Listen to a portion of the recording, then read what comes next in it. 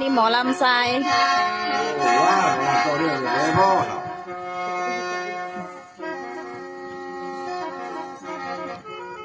หายลงเงินมานี่เจ็ดลงเงินแม่ปัญญาโนสาวคำนาเอ้ย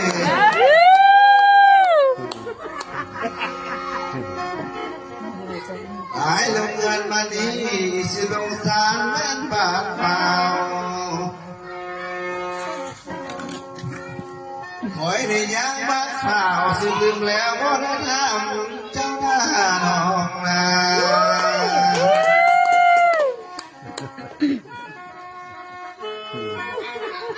หาอย่างข้างข้างน้องไม่เห็นความรักอีกเด็ดสาวคำนาเลยถ้าเขาเงินเพื่อนแฟนสิต้องตัดผู้เพียงคงเงินนางคอยอยู่บ่อนอมาลูกบ้านไปพะเลยมาหาดังไปแล้วไฟใส่โดด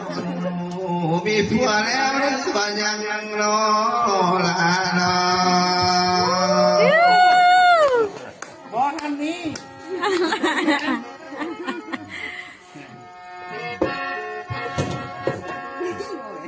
อายได้ใจประสงค์ต้อน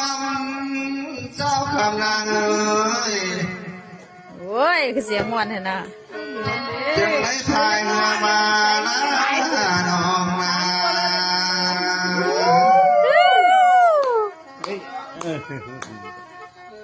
อายได้ใจประสงค์ต่อป่าได้โนจริงได้แค่มาใส่ดีแล้วตัวตายกันดิอีต้นท้ายกันเด้มกันละมาหอแล้วพัดป้าคอนยุ่งวังก็เหลือใจคอนเด้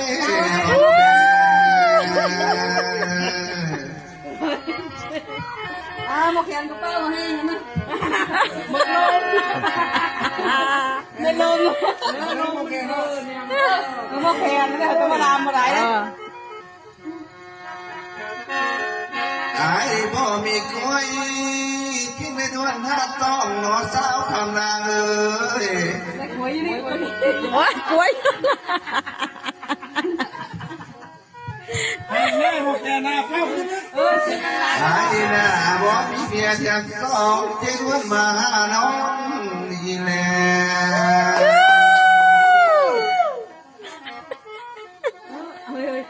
เบ็ดเอาเลยมันจะลืมไหมไอ้ที่มีเมียกุกนี่นะต้นคอยก็ได้วางนาสาวคำนางเอ้ย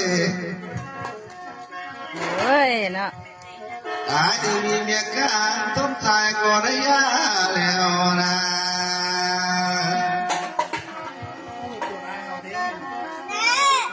สมเรียบร้อยแล้วจะกินสมกันเวลาจะย่อยจากได้น้องไปว่านำได้อยู่บ่ดงบ่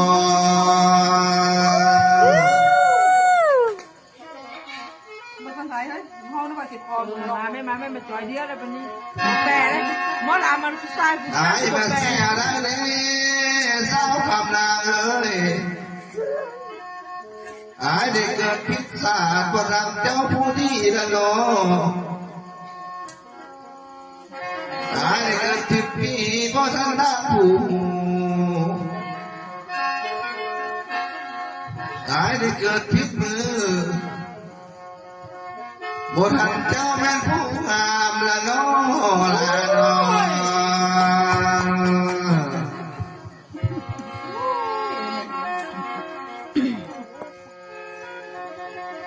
น้องผู้งามงามนั้นเจ้าคำนางเอ้ยเป็นผู้ได้มาปันล้อน้องน้องามคือยอดก็ฝ่าสิยินแต้มแต้งลงน้อ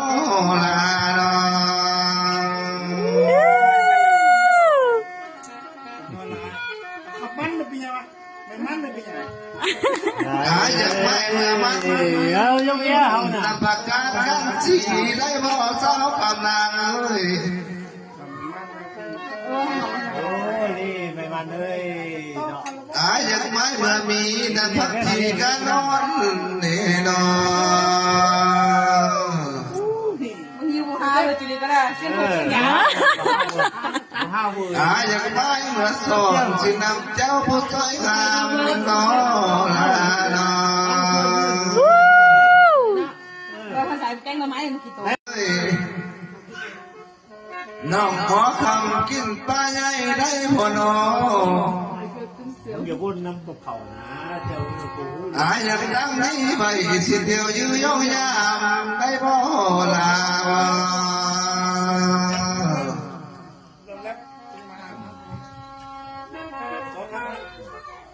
ย่างนู้นแหละเหมือนตกเขา อายังเป็นลูกเคยงงแก่นอ เรียกตัวนะ มาซื้อบุญหมอข้างน้องได้บ่นอสาวกำนางเอ้ยอายังเป็นลูกเคยข้างมาสู้ปืนแก้ว ไปไปลูก มันค่อยได้เจ้าแล้วเป็นเคยสู้แทนเงินได้บ่น้องบ่ อยู่ตรงนี้หา ในบุตรเนี่ยเรียกหมูไม่หมูได้ ฉัน นะ เคยลำมาฮอดนี้จังไม่ค่อยขอส่งเจ้าเลยเด้อ ได้บ่ไปบ่บ่ ขอให้นางนั้นดอกชิดจ้าตามต่อไปเด้อน้องแน่ เราก็เลยไป